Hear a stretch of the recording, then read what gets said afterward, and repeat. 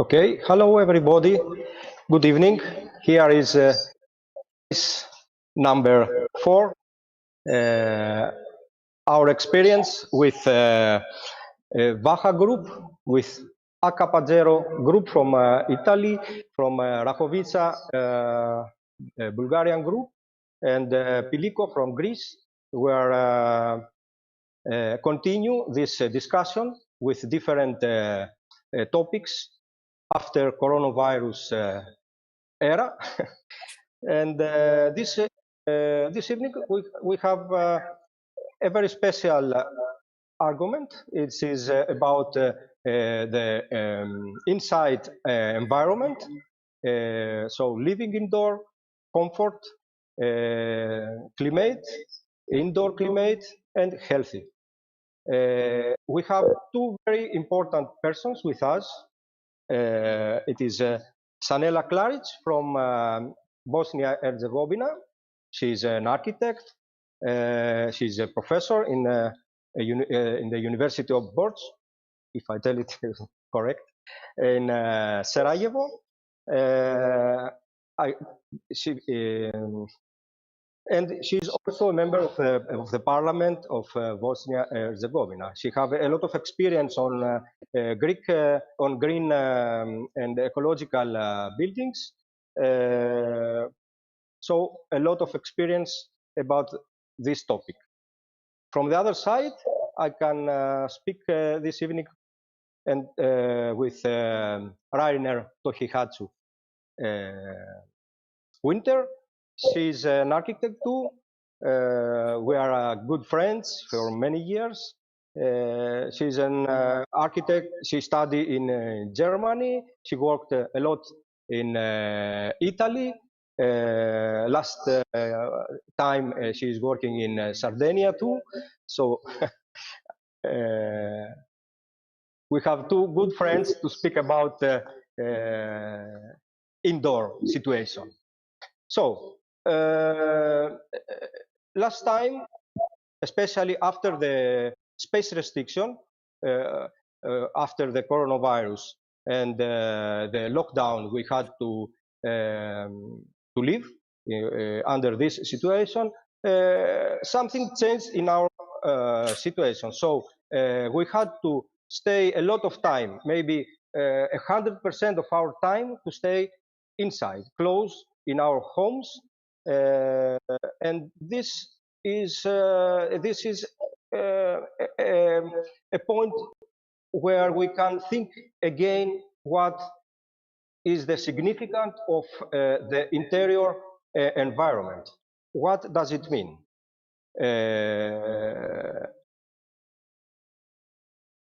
There are different qualitative conditions that we can see, we can feel inside. So,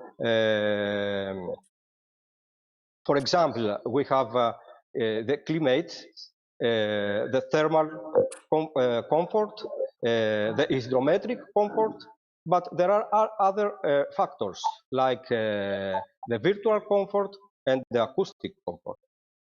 What happens when we have to live a lot of time in this situation? Other factors, we just started to think about all these problematics. What is happening in Mediterranean area? Is something changed? My answer to that is that, of course, we are constricted to stay at home, or we had, like she said, 100% of our time indoor, which means that all our vital activities are concentrated in indoor context, which is, if you think about it, quite unusual. I think nobody has ever experienced that before. So it's a very unique, let's say, verification of if your home is good or bad, or what actually are the good and the bad aspects of your home, of your comfort, of the services that you have. So this is independent, let's say, from the Mediterranean context, of course, because you could say, I never got aware of my house so intensively than during the lockdown, which is, I think, true for everybody. So what about the light quality? What about the noise? What about the dimension? I think everybody noticed that maybe the rooms were getting smaller the longer you stay in them. And the rhythm between night and day, how do you organize? So I would say all of this is very interesting, but your question, of course, was regarding the Mediterranean context. Very shortly, what is important in this context, even though, let's say, it was February and March, so it wasn't so hot, it was more cold than it would be hot. We could say that actually nobody is building for climate compliance anymore.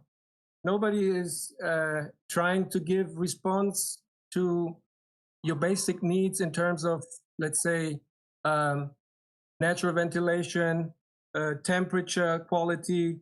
The comfort in your home is regulated, I would say, by heating systems. But the more you come into the summer period for us, let's say in Tuscany, for example, the more we have to struggle with the heat. So the heat is actually the big problem in our houses, in our dwellings, and also in the urban areas, overheating. So what can you do against overheating? You can actually work with passive solutions, passive technology, passive systems. But then can you open the windows? Maybe you can, but maybe you have noise coming in, so you won't sleep. So this is everything mixed up, I would say.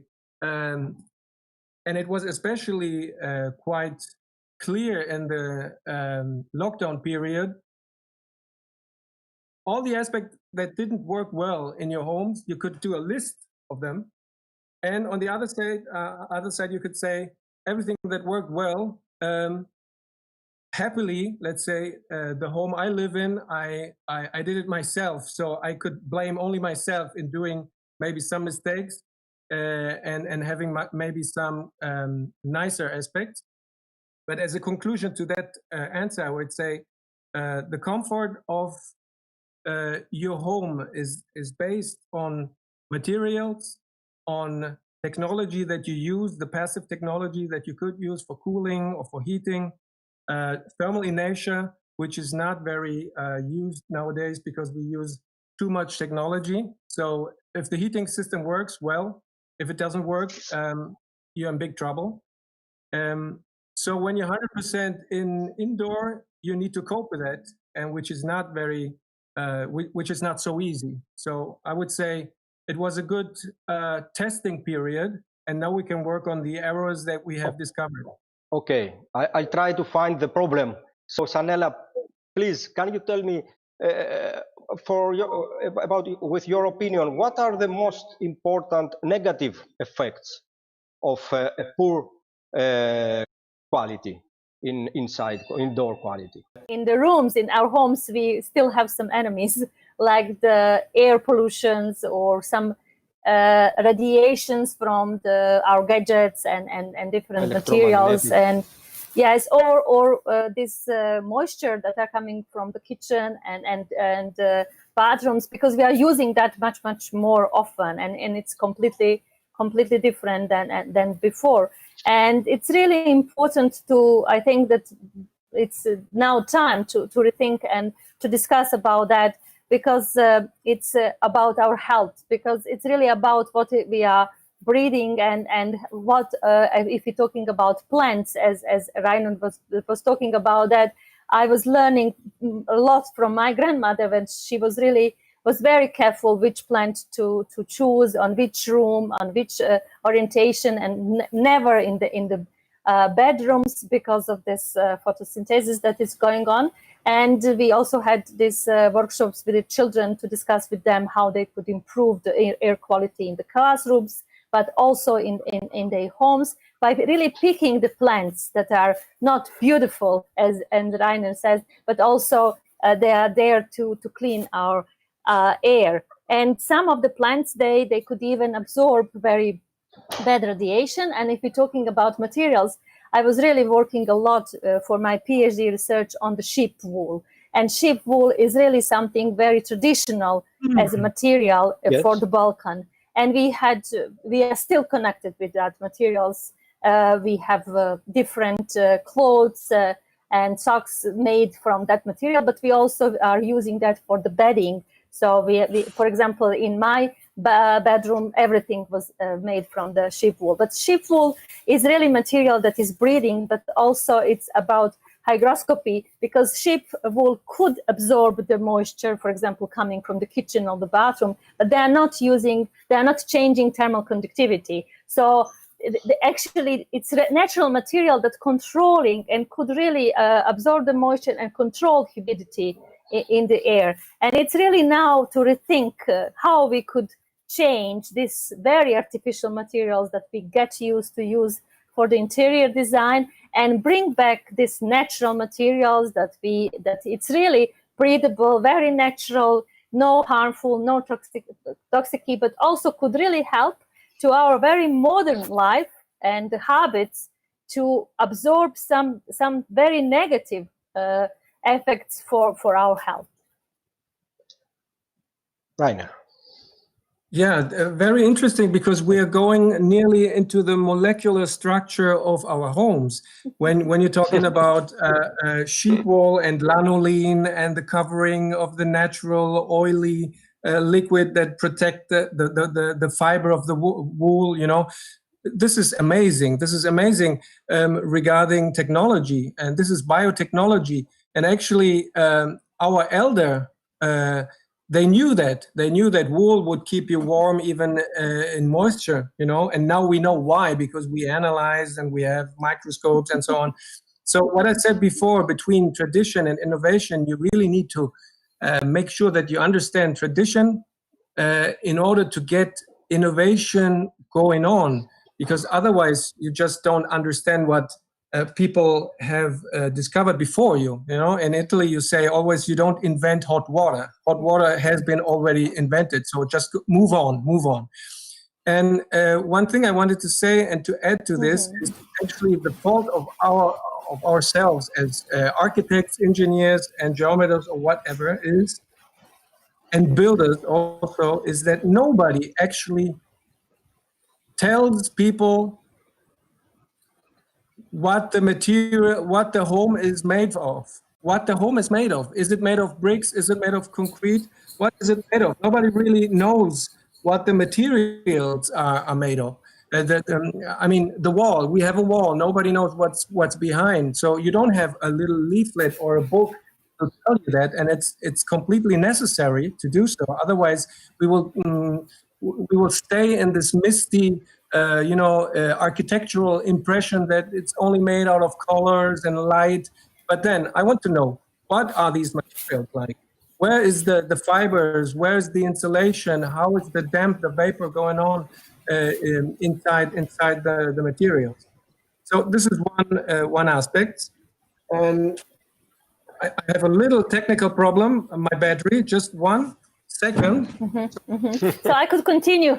Continue that it's really important and not only of the building structure, but also orientation, because the sun is something that could really inhale and to clean the air and to kill the bacteria and viruses, but also inside of the homes for the interior design. Materials inside are really artificial, especially in our modern homes. And we have, for example, very artificial textile on our furniture. We don't have really wood. We have some artificial materials like imitation of the wood. Also, our paintings are really not natural, and they're really full of very toxical materials. And the surface of these materials are very important. They could really not absorb dust, for example. They are mostly, especially if they are glazed, they actually have a lot of dust around. So if we are moving, and of course we are moving in our homes, actually we are just like mixing all that negative stuff around us, and more making actually much more influences on our body in modern homes. It's really important. And when I'm talking with my students, it's really about us to choose how to drink, what to drink, from the plastic or from the glass, but also it's important about clothes, how to use, from which materials it's our clothes, and then of course about interior design. All those stuff is our shelters, clothes, homes, like walls, but also cities, because even in the cities we are making a lot of problems because we don't have density that is on the right place, or many of the apartments in Sarajevo, for example, now are orientated only on north. So no sun in the home is also sick building. Sorry, Rainer. No, that's exactly the topic. It's not only comfort in a sense of measurable values like temperature or hygroscopicy of the building materials or the level of light or whatsoever. I mean, the view, for example, is important, no? And what I wanted to add is one small aspect, which is maybe not so important at the first sight, but then if you think about it, it's incredible. When I was listening to a discussion in a broadcast, somebody said, actually, we are living in homes that are not made for living, but for coming home. And I said, what is that meaning?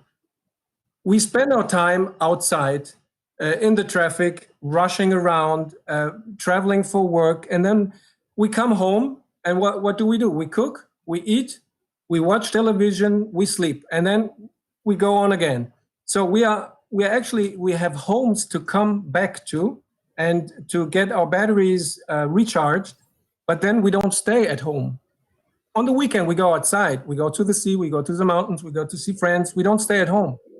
So after two months of staying home, of course, you know everything about your home, but still you don't know what is it made of. Is it made of bricks, as I said before? Because you don't have X-ray eyes, you can't see inside the materials. And what is very strange is that if you buy a car, the first thing that you get is the manual. You have a manual of the car, and you will see the wheels, the motor, all the conducts, and everything until the least detail. But if you buy a house, nobody will give you a manual of your house, explaining how the heating system works, explaining where all the light cables are placed. Now in Italy, it's becoming law, but actually it's maybe 2 or 3 pages only. And what they do normally is they make a copy of the product and they put it together, but it's not actually a description of the house, you know, where you should have everything completely drawn and indicated, as they do for the car, for example. Mm-hmm. And it's really important to regulate it by the law, but also to teach our citizens really to care about that, because that's the reason why, if we have the market, real estate market, and they could sell everything because they really don't know what to ask for. They are really like, for them, most important is the price. But for example, they are not thinking about orientation. They, as Rainer said, they don't thinking about materials. They don't thinking about gadgets and indoor air quality. Only now, if you, for example, renting some apartments, CO2 is like, if they're measuring that, but all others parameters, nobody is measuring, and it could be measured, really, but nobody is seeing that as a problem, because air is, you cannot really see the pollutions in the air, except it's really like high polluted, especially outside. And it's really important for us as the architects to fight, because it's really about health, it's about life. And it's really not about aesthetic only and to everything to be shine. It's really about ethic. So it's really about us to also think about human being and what is really the best for us to live in. And quality of the life is something very important. And I think also, as you said, the syndrome of sick buildings is something that we really also need to concentrate much more, especially in this modern orientation of the real estate in investments, because they are mostly focused only on the square meters and on the profit. Nobody is really thinking. And it's important to train, to teach, to inform our people, so the buyers really to not accept, to refuse to buy, and then we will change the real estate market. Okay, maybe we are in a good point. So I can invite who is watching us to send questions if somebody wants to ask. I think that there are a lot of questions coming out of this conversation. But I think that we are going close. We start to ask, what about the solution? What we can do? The problem is, I think, in two levels. One level is about the existing homes, for example. And the other one is the solutions to the new constructions. So please, can you suggest proposition or solutions to these two different levels, different kind of buildings, the existing and the new? Mm-hmm.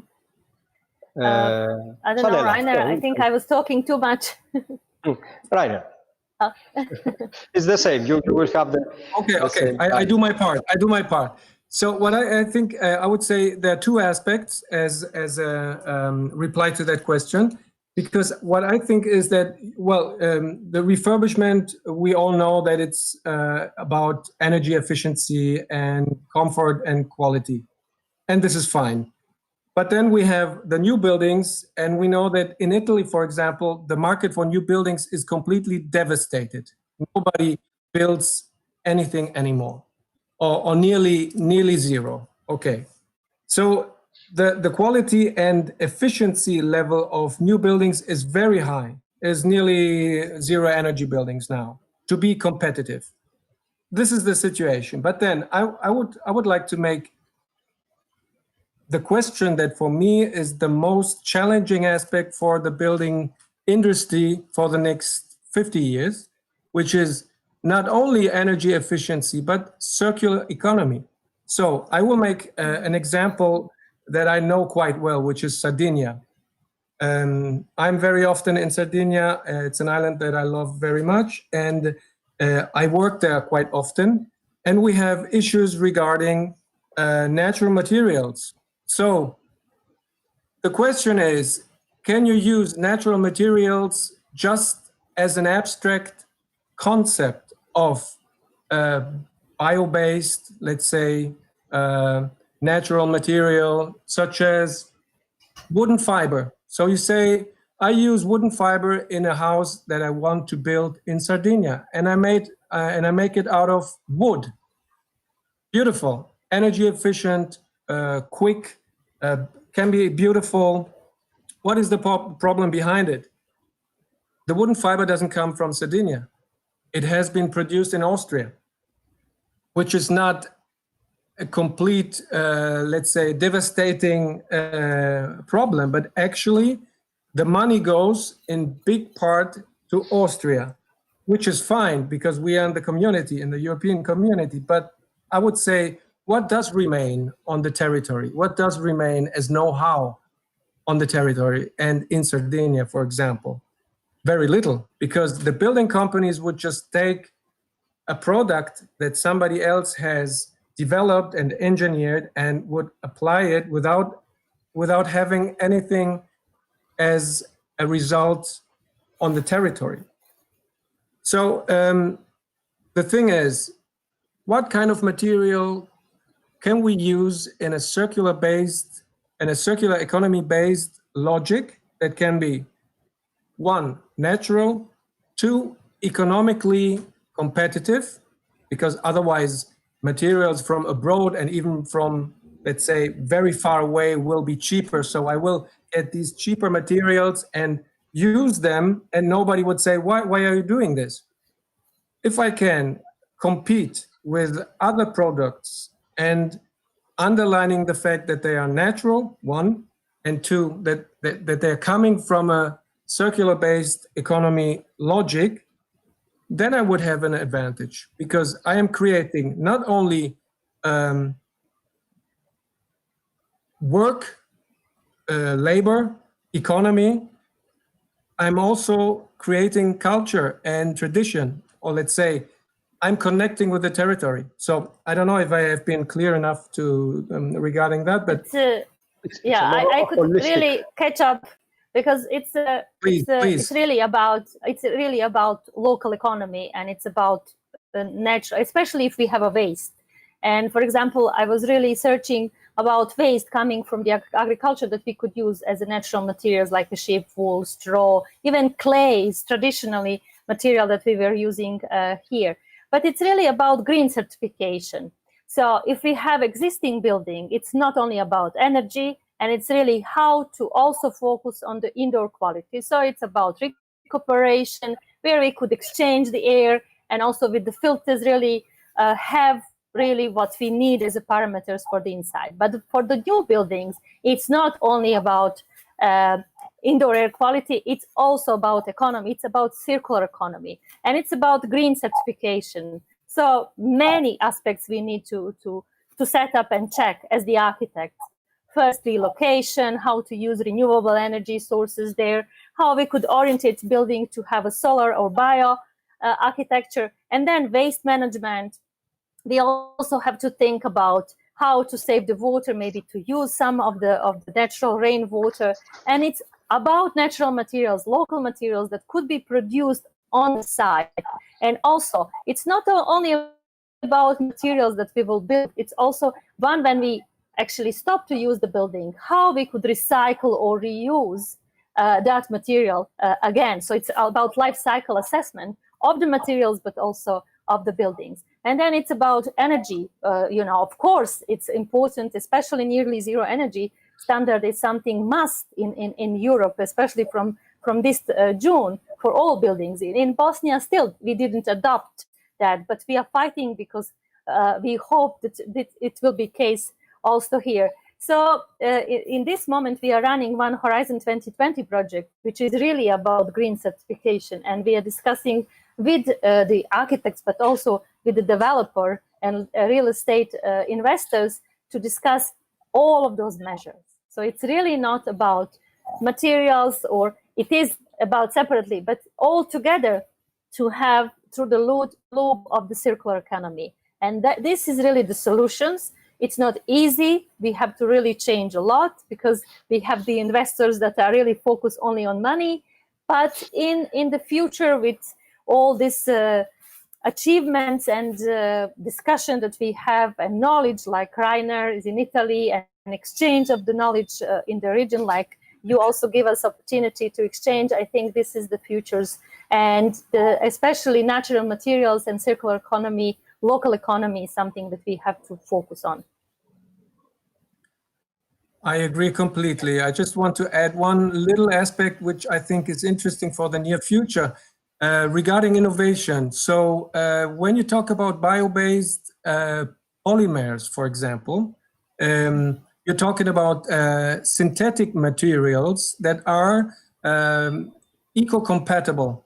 So I think what happens actually is we are going away from petrol-based plastics, and we are moving towards bio-based plastics or similar materials.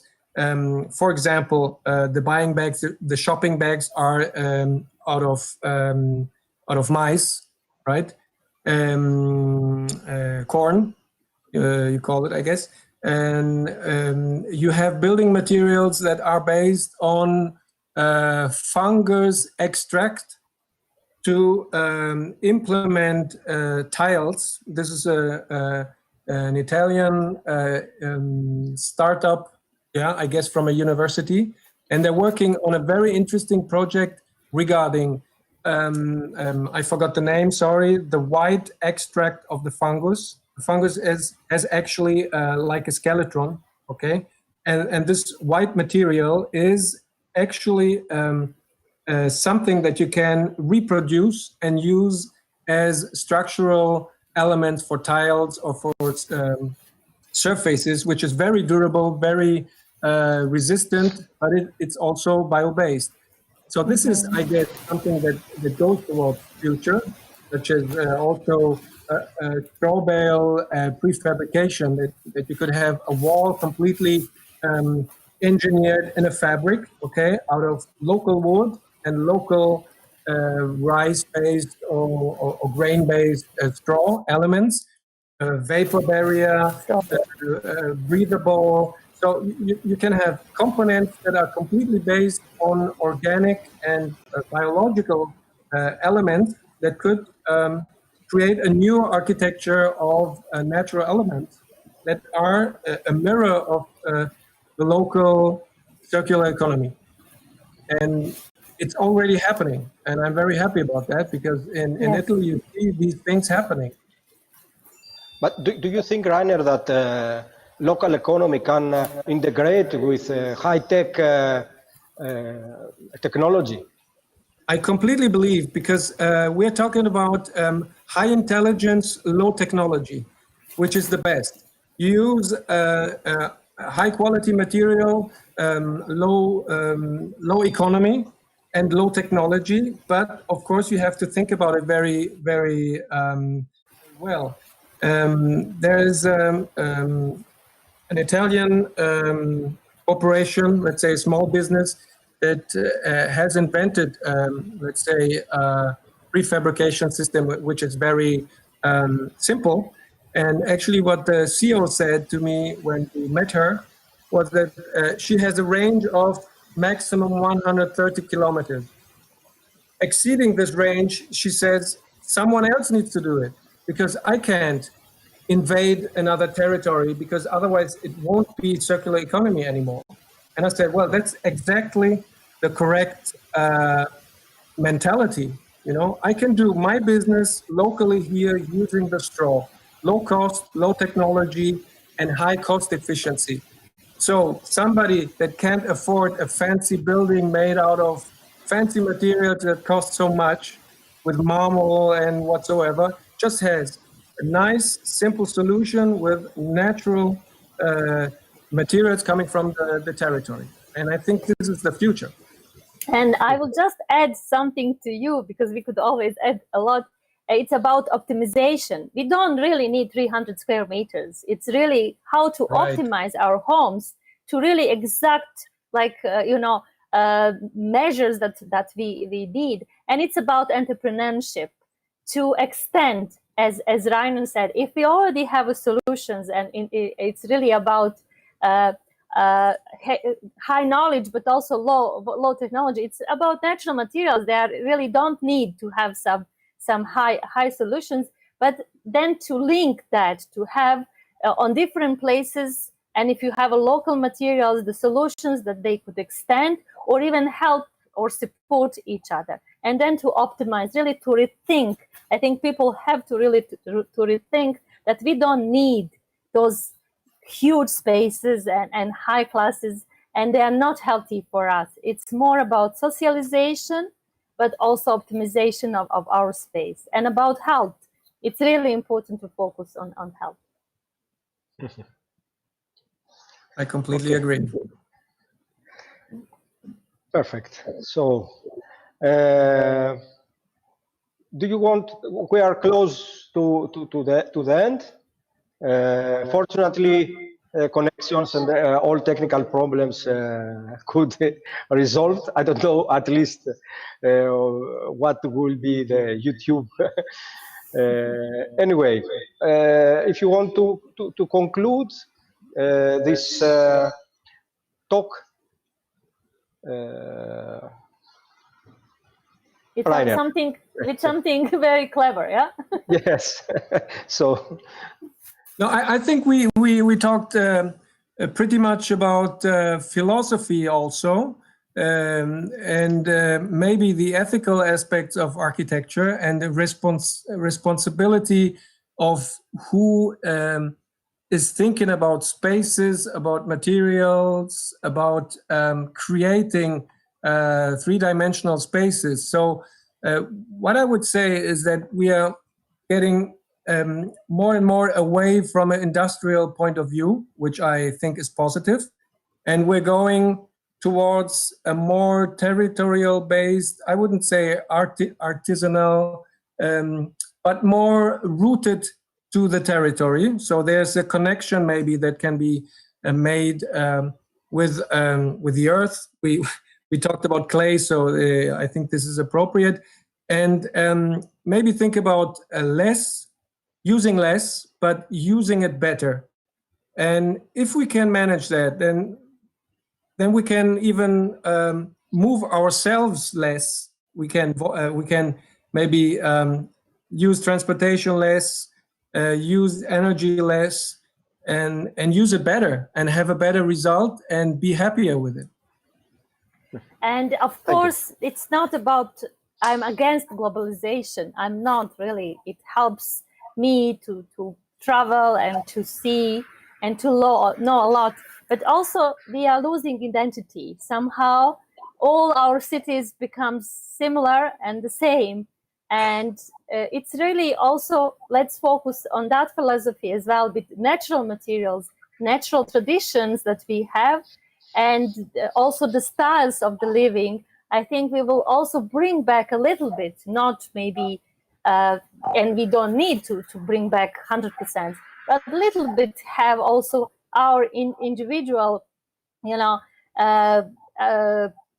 characteristics, and to share. And then we will be much more rich to exchange and share, because now it looks like the Dubai buildings are very similar now with the new ones in Sarajevo or in Florence or in Athens. So I think it's also about that. And we are really, as architects, very much responsible. And it's really about sustainable, but much more responsible architecture in the future. And all of us together could do a lot, especially working with young people. Mm-hmm. Thank you, Sanela. So we are finished. We conclude. Our talk was very interesting. I hope to repeat maybe in another occasion. So S.P.A.C.E is finishing in this time, and I can announce you the next S.P.A.C.E talk, the number 5, which is next Tuesday. It is active dwelling with moderator Samantha Sinistri, and will talk Sara Parlato and Laura Pomella. I thank you. Thank you. Thank you for the invitation, and thank you. Thank you very much. Getting to know Sanela. It was very nice to meet you. Yes. Okay. Same. I couldn't agree more. Okay.